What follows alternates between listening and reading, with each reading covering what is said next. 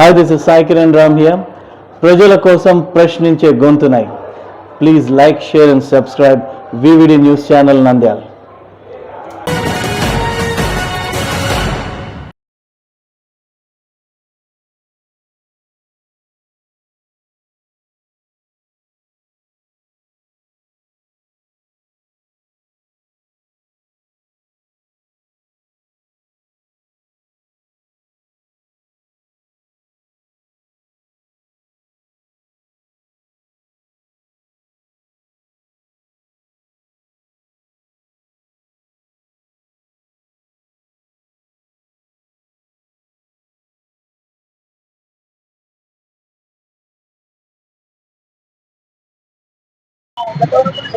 Media మిత్రులందరికీ నా నమస్కారాలు.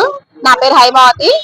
మేము వచ్చేసి నంద్యాలలో మన భవానీ గారికి జరిగిన దాని చర్చ గురించి మాట్లాడదలుచుకున్నాము. ఒక సిఓ లక్ష్మీ కుమారి గారు భవానీ అనే మా ఆర్పీ మీద దారుణంగా దుర్భాషలాడి కొట్టి చాలా అసభ్యకరంగా ప్రవర్తించడం జరిగింది.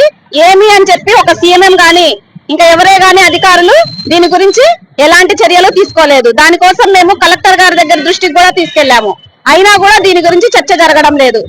మేము చిన్న చిన్న ఉద్యోగాలు చేసుకొని చిన్న చిన్న ప్రాణాలం అని చెప్పి మా మీద ఇలా చేస్తున్నారు.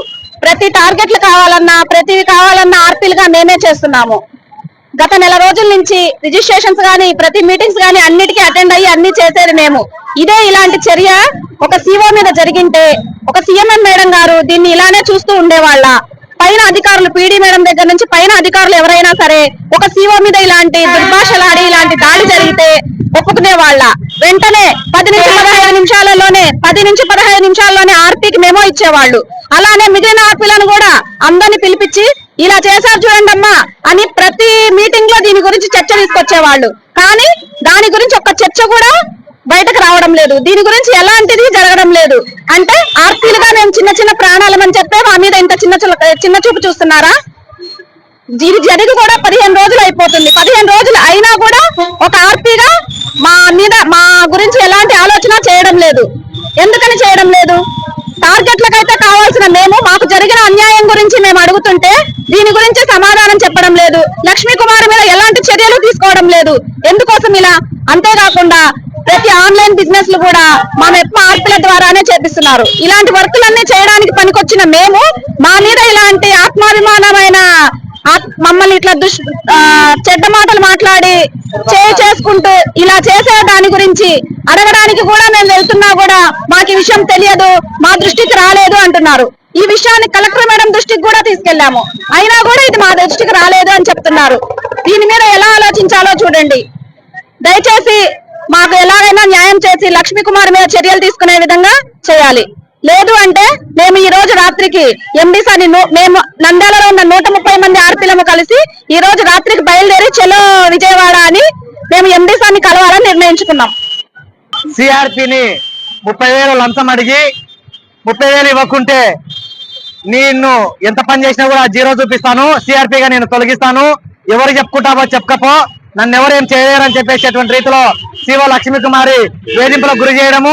అదేవిధంగా మరొక సిఆర్పిని ఇవన్నీ నువ్వు మాటలు వేరే వాళ్ళకి చెప్తావా, మీ గ్రూపులలో చర్చ జరుపుతారా అని చెప్పేసి రీతిలో వాళ్ళ పైన దాడి చేయడము, మెడకు చున్నీని బిగించి కొట్టడము, ఎంటికలు పట్టుకుని లాగడము, చేయిని విరవడం అనేటువంటిది చాలా దుర్మార్గంగా కర్కశంగా వ్యవహరించినటువంటి సిఓ లక్ష్మీ కుమారి పైన చర్యలు తీసుకోవాలని చెప్పేసి గత 15 రోజులుగా అనేక రూపాల్లో సిఆర్పీలందరూ ఆందోళన బాట చేపట్టడం జరిగింది. అయితే ఈ సమస్య పూర్తిగా సీఎంఎం శోభ గారికి అయితేనేమి పీడీ గారికి అయితేనేమి పూర్తిగా అవగాహన ఉంది. మరి మాకు అవగాహన లేదు, మేము చూడలేదు, మేము వినలేదు, మా దగ్గరికి రాలేదని చెప్పేసి చెప్పడము చాలా విడ్డూరంగా ఉంది, హాస్యాస్పదంగా ఉంది.